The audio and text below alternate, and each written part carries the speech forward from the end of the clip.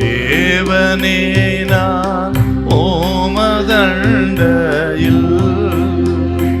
இன்னும் நெருங்கி சேர்வதே என் ஆவல் பூமியில்.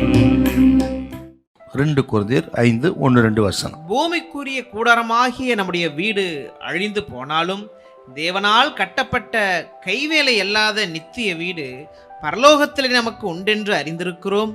ஏனெனில் இந்த கூடாரத்திலே நாம் தவித்து நம்முடைய பரம வாசஸ்தலத்தை தரித்து கொள்ள மிகவும் வாஞ்சியுள்ளவர்களாயிருக்கிறோம். பவுலடிகள் 2 விதமான சரீரத்தை குறித்து பேசுகிறார். ஒன்று, நாம் இப்பொழுது பெற்றிருக்கிற இந்த மாம்ச சரீரம், அதைத்தான் பூமிக்குரிய கூடாரம் அப்படி சொல்றாருங்க. இந்த சரீரத்தை குறித்து சொல்லும் பொழுது இது தற்காலிகமானது, பலகீனமானது, அழிவிக்குரியது. அதுதாங்க இந்த கூடாரமாகிய நாம் இப்பொழுது பெற்றிருக்கிற மாம்ச சரீரம். இங்க நம்ம வாசிக்கிற அந்த வார்த்தை கர்த்தர் கட்டுகிற கூடாரங்கிறது ஏதோ அந்த பரம வாசஸ்தலத்தை இங்க சொல்லலைங்க. என்றால் நாம் இந்த மாம்ச சரீரத்துக்கு பிறகு பெறப்போகிற மகிமையின் சரீரமாகிய ஆவிக்குரிய சரீரத்தை குறித்து தாங்க பேசுறார். அதுதான் கர்த்தர் கட்டுகிற கைவேலை இல்லாத நிச்சய வீடுங்கிறது ஆவிக்குரிய சரீரத்தை குறித்து பேசுறாரு. எவ்வளோ கஷ்ட நஷ்டம் இருந்தாலும் இந்த சரீரத்தில் எத்தனை தான் வியாதி பலகீனங்கள் போராட்டங்கள் வந்தாலும் சரி, நமது நம்பிக்கை அந்த ஆவிக்குரிய சரீரத்து மேல் இருக்க வேண்டும். நமது வாஞ்சை, நமது ஏக்கமெல்லாம் நாம் இனி பெறப்போகிற உயிர்த்தெழுதலில் பெறப்போகிற அந்த ஆவிக்குரிய மகிமையின் சரீரத்து மேல் வாஞ்சியா இருக்க வேண்டும்.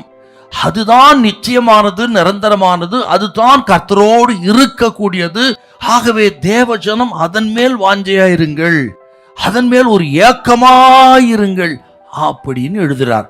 தனது ஏக்கத்தை குறித்து அங்க பேசுறாருங்க. இந்த கேட்கிற கத்திரி பிள்ளைகளே, ஏதோ இந்த உலகத்தில் வாழ்ந்தோம், பிறந்தோம், வீடு கட்டினோம், சம்பளம் பார்த்தோம், ஆக பதவி அது இதுன்னு இந்த உலகத்தில் வாழ்ந்தோம், கர்த்தர் நல்லவர் என்று சொல்லி இதோடு நிறுத்தி கொள்ளாதிருங்கள். ஆகவே இந்த உலகத்துக்காக வாழ்ந்து, இந்த உலகத்துக்காக மரித்து, உலகத்துக்காக கிறிஸ்துவை பின்பற்றுகிற கூட்டமாக இருக்கப்படாது.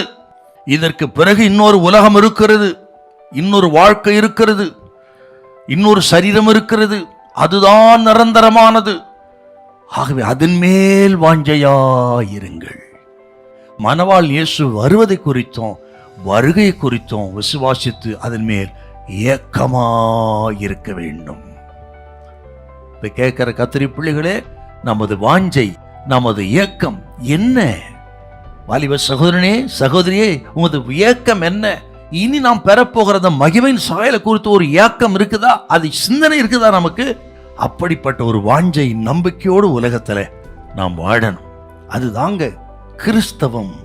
அப்படியே விசுவாசித்து நம்மை ஆயத்தப்படுத்திக் கொள்ள ஆயத்தமாருங்கள். இந்த உலகத்தை ஒரு குறை அப்பா வைக்க மாட்டார். ஹல்லேலூயா, ஹல்லேலூயா.